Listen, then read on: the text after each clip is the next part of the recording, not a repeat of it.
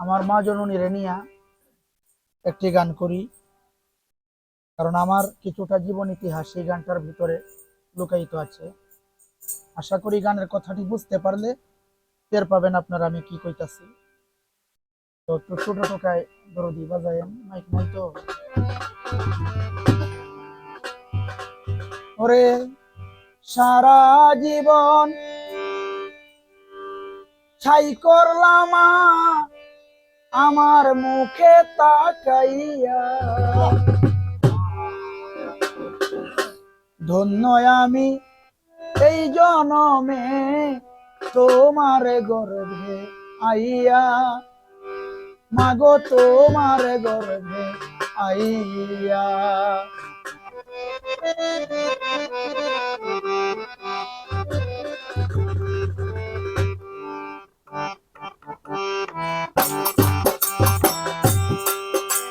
সারা জীবন ছাই করলাম আমার মুখে তাকাইয়া,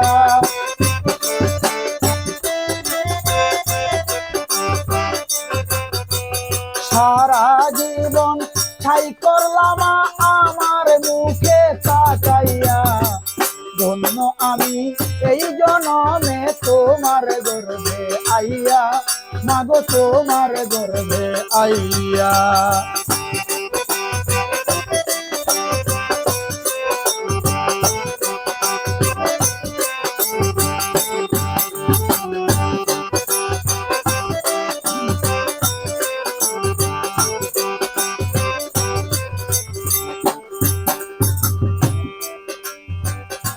যেই নারীর স্বামী চলে যায় সন্তান জন্মের পরে, তার মতো আর দুঃখী নাই বা জানিয়ে সংসারে।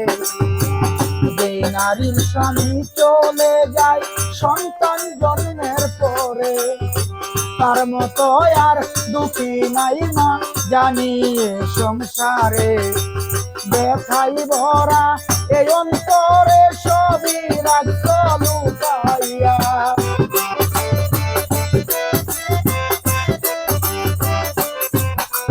ব্যথাই ভরা এই অন্তরে সবই রাখছ লুকাইয়া, ধন্য আমি এই জনমে তোমার গর্ভে আইয়া, মাগো তোমার গর্ভে আইয়া।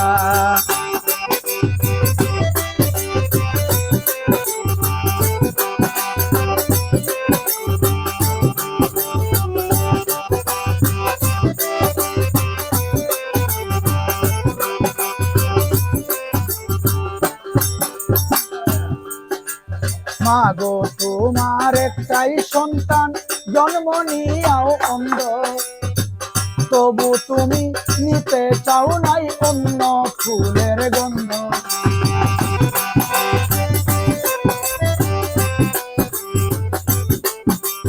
মাগো তোমার একটা